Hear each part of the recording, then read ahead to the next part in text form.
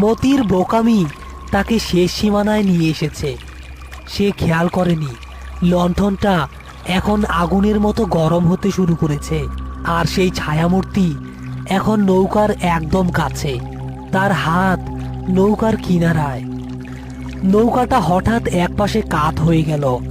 মনে হলো পানির নিচ থেকে কেউ নৌকাটা ধরে কাঁপাচ্ছে। মতি, লন্ঠন ফালা, নইলে নইলে আমরা জ্যান্ত কবর হয়ে যাবো আজকা পানিতে। আহ উস্তাদ, উস্তাদ, আমি আমি লণ্ঠন ফালাইতে পারতাছি না।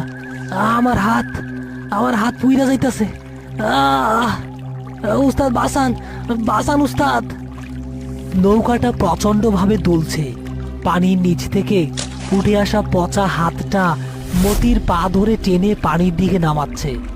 মতি অর্ধেক শরীরে নৌকার বাইরে ঝুলে আছে। তার ডান হাতের সেই লণ্ঠনটা এখন দাউ দাউ করে জ্বলছে, কিন্তু আগুনটা লাল রঙের। উস্তাদ, উস্তাদ, আমার পা ভাঙা যাইতেছে, আমারে টানতাছে।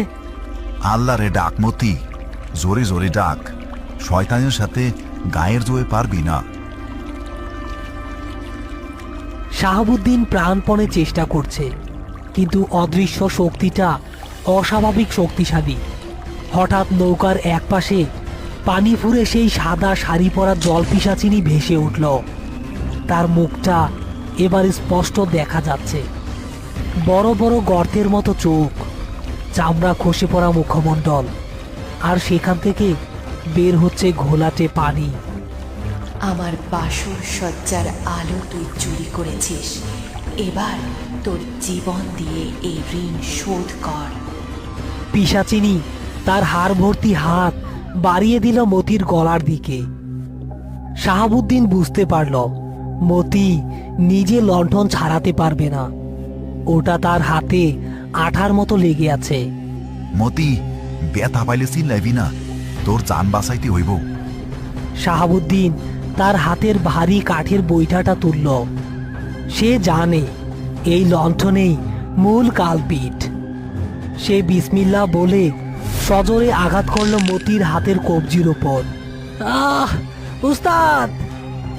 বৈঠার বাড়ি খেয়ে মতির হাত অবশ হয়ে গেল, আর লণ্ঠনটা হাত থেকে ছুটে গিয়ে ছিটকে পড়ল পিশাচিনীর দিকে। লণ্ঠনটা বাতাসে ভেসে যেন চম্বুকের মতো পিশাচিনীর হাতে গিয়ে পড়ল। লণ্ঠনটা হাতে পাওয়া মাত্রই পিশাচিনীর ভয়ঙ্কর মুখটা মুহূর্তের জন্য শান্ত হয়ে গেল। সে লণ্ঠনটা বুকের কাছে জড়িয়ে ধরল। ফিরে পেয়েছি আমার লণ্ঠন, আমি ফিরে পেয়েছি। এবার পিশাচিনীটা ধীরে ধীরে পানির নিচে তলিয়ে যেতে লাগলো। সাথে সাথে মতির পা ছেড়ে দিল পানির নিচের সেই অদৃশ্য হাত। মতি ধপাস করে নৌকার পাটাতনে গড়িয়ে পড়ল। শাহাবুদ্দিন কোনো মতে নৌকা চালিয়ে ঘাটে এসে ভিড়ল। মতি নৌকার পাটাতনে অজ্ঞান হয়ে পড়ে আছে।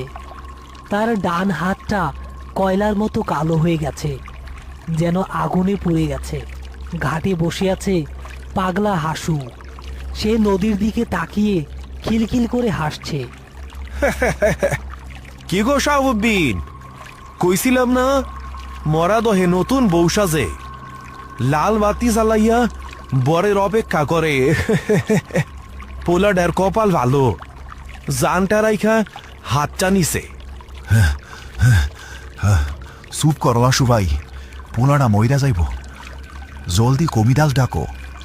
শাহাবুদ্দিন জানে মতি বেঁচে ফিরলেও সে আর কোনোদিন আগের মতি থাকবে না। পিশাচিনীর স্পর্শ যার গায়ে লাগে তার রক্তে আজীবন ভয় মিশে থাকে।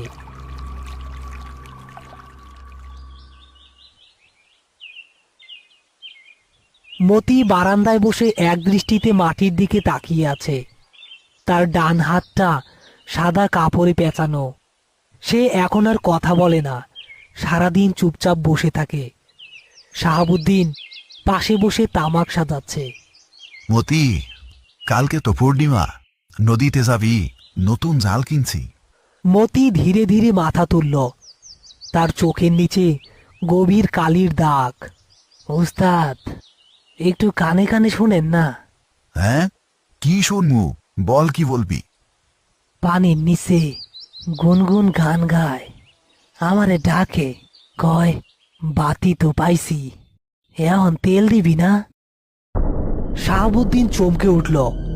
সে মতির দিকে তাকালো। মতির ব্যান্ডেজ করা হাতের ভেতর থেকে হঠাৎ দপ করে একটা লাল আভা জ্বলে উঠল, ঠিক যেমনটা সেই লণ্ঠনে জ্বলেছিল। শাহাবুদ্দিন বুঝতে পারল লণ্ঠনটা নদীতে ফিরে গেলেও তার অভিশাপ মতির শরীরের ভেতর বাসা বেঁধেছে।